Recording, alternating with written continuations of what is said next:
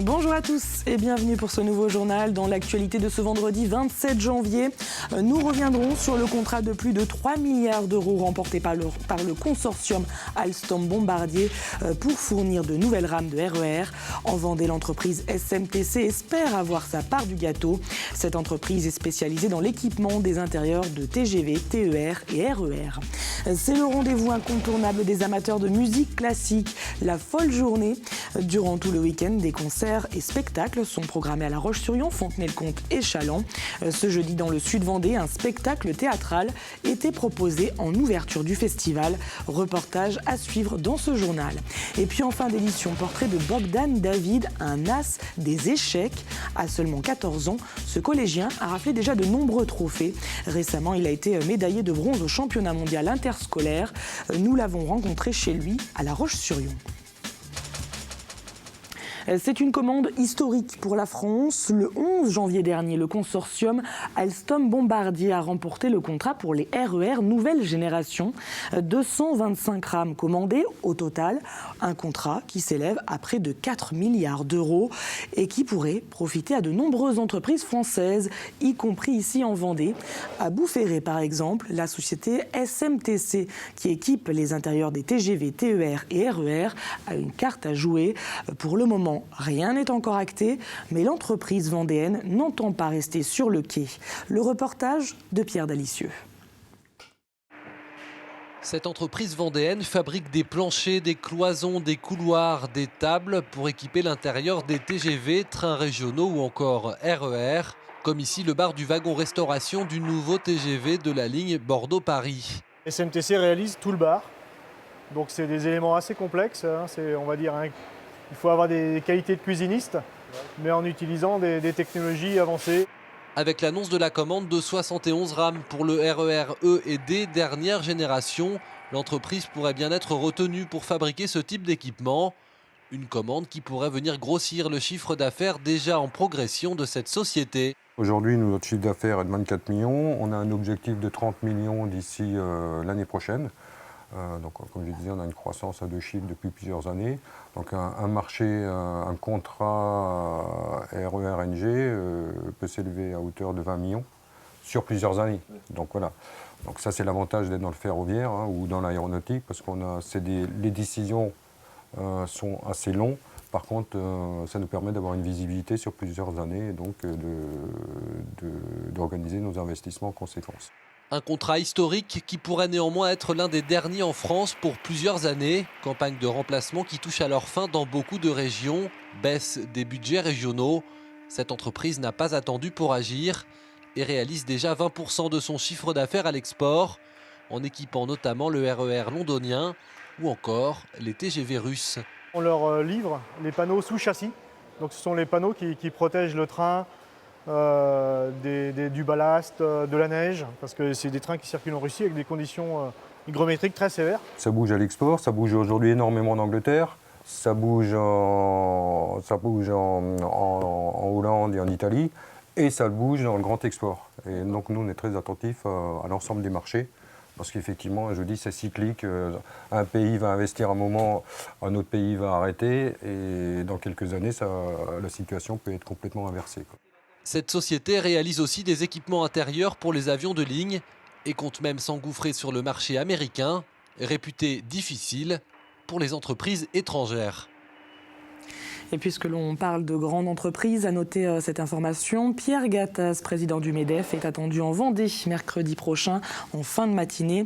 Il assistera à une réunion de travail avec le conseil d'administration du MEDEF Vendée dans le nord du département avant de prendre la direction de la Loire-Atlantique. On referme cette page économie avec la semaine du microcrédit qui débute lundi prochain. Le microcrédit peut être une solution pour lancer sa petite entreprise sans avoir recours aux banques. C'est ce que propose depuis maintenant près de 30 ans l'ADI, l'association pour le droit à l'initiative économique, qui organise cette manifestation. Objectif, faire connaître au plus grand nombre ce dispositif. En Vendée, 85 personnes ont bénéficié d'un financement de l'ADI en 2016. Les personnes qui viennent à l'ADID ne sont pas forcément demandeurs d'emploi. Néanmoins, on retrouve effectivement des personnes qui n'ont pas financièrement les moyens de créer leur activité. Et on retrouve aussi des personnes qui ont peu d'apport personnel. Donc voilà, des personnes qui n'ont pas forcément beaucoup de moyens. On intervient dans le cadre du financement et de l'accompagnement pour les soutenir. À partir du moment où on a une bonne idée, envie de créer du dynamisme, on est là pour ça. On va jusqu'au bout et on aide ces personnes à concrétiser leur idée. Jusqu'à combien? On peut aller jusqu'à 10 000 €, donc un financement, plus un accompagnement. Et puis on a aussi des prêts d'honneur qui peuvent s'associer à ces 10 000 €. Et dans le cadre du festival de l'ADI qui débute donc ce 30 janvier, il est possible de rencontrer des entrepreneurs qui ont été soutenus et d'obtenir des conseils. Plus d'informations sur le site qui s'affiche en bas de cet écran. Le rythme des peuples, c'est le thème cette année de la Folle Journée. Le célèbre festival de musique classique débute officiellement ce vendredi. Mais dès hier soir, Fontenay-le-Comte et La Roche-sur-Yon proposaient 2 soirées d'ouverture. Dans le sud Vendée, un spectacle théâtral était proposé au public gratuitement. Un spectacle mêlant danse et musique. Sur scène, 2 comédiens pleins d'énergie que Marion Vigreux a rencontrés. Son reportage. Vous vous souvenez, monsieur le directeur, de la phrase qu'il rappelait sans cesse aux médias? On n'arrête pas un peuple qui danse. Voilà, on n'arrête pas un peuple qui danse. Cette phrase, c'est Rudolf Nureyev qui la répétait sans cesse. Ce danseur étoile et chorégraphe russe a inspiré le spectacle théâtral, joué comme chaque année en introduction du festival de la Folle Journée. La pièce, écrite par le musicologue Patrick Barbier, est présentée un peu partout en région, auprès du grand public et des scolaires. Ce jeudi soir, l'équipe faisait étape au théâtre municipal de Fontenay-le-Comte. Et au-delà du divertissement, il s'agissait de sensibiliser à l'histoire de la musique. Patrick est parti de l'histoire de ce danseur. Voilà, ça permettait de raconter la musique sur plusieurs siècles. Et pour la seconde soirée, je pense qu'il faut frapper fort dans le 19e siècle et miser sur son apport capital dans le combat des peuples pour leur émancipation. C'est pour vraiment contextualiser toutes les œuvres musicales qui seront données à entendre au public. Et puis quand on va en direction des scolaires, leur faire connaître l'histoire de la musique et les inciter aussi à aller découvrir ce festival. Sur scène, les comédiens évoquent les ballets que Nureyev a interprétés, chorégraphiés et ceux qui ont fait évoluer la danse académique vers des créations plus modernes. Il est question de la danse du sabre de Khatchatourian, des danses hongroises de Brahms, du Sacre du printemps de Stravinsky et du boléro de Ravel. Le spectacle se renouvelle tous les ans à partir du thème de la Folle Journée. Et ce voyage dans le temps musical au rythme des peuples a convaincu les spectateurs présents dans la salle. On a vu de façon chronologique l'évolution de la danse, de la musique, on a entendu les grands noms et c'était très intéressant. On a voyagé effectivement dans le temps et puis j'aime bien moi ce rapprochement des musiques populaires avec la musique classique. En hiver comme ça réchauffe un peu le cœur. On n'arrête pas un peuple qui danse se produira la semaine prochaine dans plusieurs lycées de Saint-Nazaire et de La Roche-sur-Yon. Et on passe de la culture au sport avec tout d'abord les rencontres sportives du week-end. Ce samedi, en hockey sur glace, le Hogli reçoit les Remparts de Tours. Une équipe en haut du tableau, c'est à 18h30 à la patinoire Arago. Ce samedi, toujours en basket, Ligue 2 féminine, après leur défaite le week-end dernier face à Reims. Les basketteuses de La Roche-sur-Yon espèrent renouer avec la victoire. Elles reçoivent l'équipe de Dunkerque, 12e au classement, alors que les Lyonnaises sont 2e. Coup d'envoi à 20h à la salle Omnisport. Basket toujours, National 1 masculine. Challans, 16e au classement, joue un match important ce samedi face à Lorient, 15e. C'est à 20h à la salle Michel Vrignot. Et puis ce dimanche en football, 16e de finale de la Coupe de France féminine. Les Lyonnaises qui évoluent en Division 2 affrontent le FC Girondins de Bordeaux, un club de Division 1. Coup d'envoi à 14h30 au stade Saint-André d'Ornay. Et puis toujours en sport, le Vendée Globe continue. 12 marins sont encore en mer, 7 Français et 5 étrangers. En tête de la course, Louis Burton a entamé son dernier sprint vers les Sables d'Olonne. Il est attendu sur la ligne d'arrivée aux alentours du 1er février. Derrière lui, Nandorfa continue également sa remontée de l'Atlantique. Juste derrière, enfin, Éric Bellion. Lui devrait passer l'équateur dans ses prochaines heures. Un peu plus au sud, Romain Attanasio a gagné une place. Il a doublé l'Espagnol Didac Costa. Ce vendredi matin, les 2 skippers étaient au coude à coude. Un instant que Romain Attanasio a souhaité faire partager. Regardez. Le petit matin, là, après la tempête, je sortais pour filmer ce ciel de ouf. incroyable. Et qu'est-ce que je vois sous mon vent? Là-bas, Didac. Didac qui est là, bah voilà, il est là. Et puis plus au sud, des deux skippers, Sébastien Destremaux ferme la marche. Il devrait passer le Cap Horn dans le week-end. Et si 12 skippers sont toujours en mer, le village du Vendée Globe, lui, ferme ses portes ce week-end. En tout cas, en grande partie. Samedi sur le Vendée Live, Jean Le Cam est le skipper invité. Et puis dimanche, pour le dernier jour de l'émission, Jean-Luc Vandened sera présent. Quant à la tente du département, elle sera démontée à partir de lundi. Le Vogue restera lui ouvert jusqu'au 5 février. Ne restera alors plus que les vacations audio qui se termineront le 12. Alors même si Port-Olona sera plus calme, le public, lui, entend bien accueillir les prochains skippers jusqu'au dernier. La présence du village attire du monde et c'est bien qu'il y ait du monde pour jusqu'au dernier skipper. Ils vont être accueillis aussi, mais ils ont eu d'autres objectifs. L'important pour eux, je pense, c'était de finir déjà leur Vendée Globe. Donc qu'il y ait un village ou pas de village, l'important c'est l'accueil. On sera là quand même pour les accueillir. Hein. Si vous voyez un petit peu l'engouement des spectateurs qui viennent régulièrement à l'arrivée au départ, moi je dis chapeau, c'est bien, c'est bien. Je reviendrai les voir, je pense jusqu'au dernier. J'habite pas très loin, j'habite environ à 2 heures et j'ai envie de voir le dernier parce que même le dernier, il aura quand même fait le tour du monde et pour moi c'est ça le plus important. Et si le village du Vendée Globe ferme ses portes ce week-end, vous pourrez toujours prendre le large aux côtés des aventuriers de la mer à la Châtaigneraie.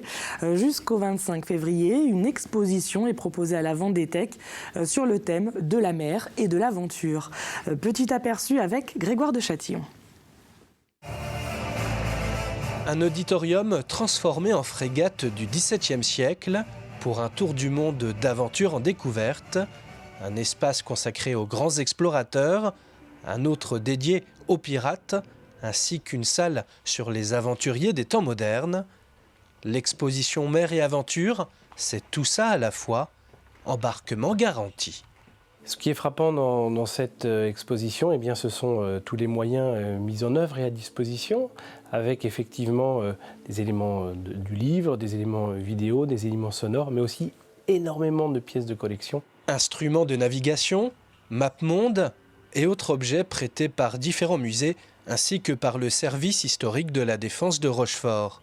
Outre ces grands explorateurs, que sont par exemple Magellan, Christophe Colomb, Cook ou La Pérouse, l'exposition met aussi l'accent sur ces aventuriers des temps modernes, tels que les skippers du Vendée Globe et d'autres grands navigateurs comme Éric Tabarly ou bien Bernard Moitessier. Bernard Moitessier qui a participé au premier Golden Globe Challenge, l'ancêtre du Vendée Globe, qui après 207 jours de mer, alors qu'il était en tête, a préféré continuer son aventure plutôt que de rejoindre l'arrivée. Un navigateur pour qui le bateau était la liberté avant tout.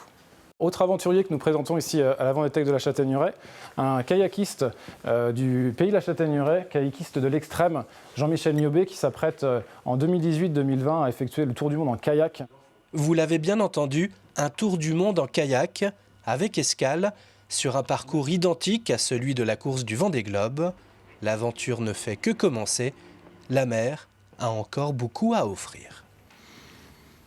Rencontre à présent avec un jeune prodige des échecs. À seulement 14 ans, Bogdan David a raflé de nombreux prix. Arrivé de Roumanie avec sa famille il y a 2 ans, il partage son temps entre le collège du Sacré-Cœur de La Roche-sur-Yon et les entraînements. Depuis l'âge de 7 ans, il sillonne également le monde pour participer à des tournois. Son rêve, devenir maître international d'échecs. Et pour y arriver, il travaille très dur. Un portrait signé Cyril Guillet. Tous les soirs, quand il rentre de l'école, Bogdan, en plus de ses devoirs, fait 2 heures d'exercice sur son échiquier. À 14 ans, il a déjà accumulé beaucoup d'expérience et c'est son père qui a déclenché cette passion. Quand j'avais 5 ans, lui, il jouait sur ordinateur et moi, je regardais juste. Et c'est comme ça que j'ai appris. Il ne m'a pas appris comment bouger les pièces, j'ai appris tout seul. Et depuis, l'élève a dépassé le maître, de nombreuses fois primé lors du championnat de l'Union européenne et du championnat d'Europe. Le mois dernier, il s'est une nouvelle fois distingué en décrochant la médaille de bronze au championnat mondial interscolaire qui se déroulait à Sotchi en Russie. Mais si les résultats sont au rendez-vous, c'est que Bogdan travaille énormément. Licencié au club de Sautron dans le 44, il s'entraîne quotidiennement à raison de 2 heures par jour, des exercices préparés spécialement par un maître international. Il m'envoie une base avec beaucoup d'exercices. Dans cette base, il y a 1729 exercices.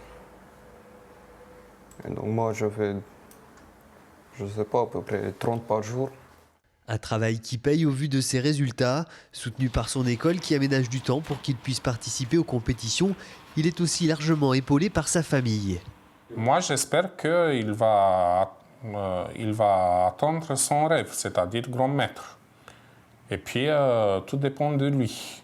Sacré champion du monde scolaire à 11 ans en Grèce dans la catégorie Blitz, se comprenait aux échecs rapides.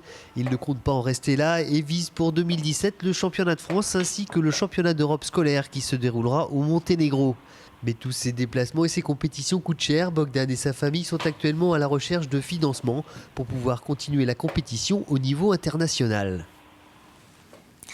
Avant de se quitter, jetons à présent un coup d'œil aux prévisions météo. Ce week-end, temps instable, nuages éclaircis et quelques gouttes de pluie au programme. Une perturbation qui devrait s'intensifier dimanche et qui perdurera tout au long de la semaine prochaine. Fanny Poirier vous détaille ses prévisions bien sûr dans un instant. C'est la fin de cette édition, mais les programmes continuent sur TV Vendée. Comme chaque vendredi, vous retrouvez le débrief présenté par Karl Laboureux et Hervé Leroc. Au programme, les primaires de la gauche avec Stéphanie Barra, mais aussi le Vendée Globe. Stéphane Salé, directeur de Maître Coq, le sponsor de Jérémy Bayou, est également l'invité du débrief. Une émission rediffusée samedi et dimanche. Quant à moi, je vous souhaite de passer un très bon week-end.